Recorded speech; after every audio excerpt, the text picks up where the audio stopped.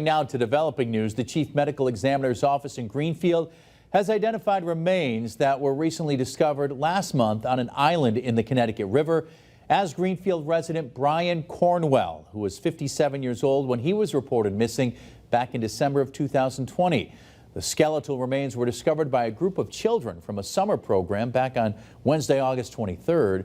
The cause of Cornwell's death remains under investigation. Anyone with information should contact State Police.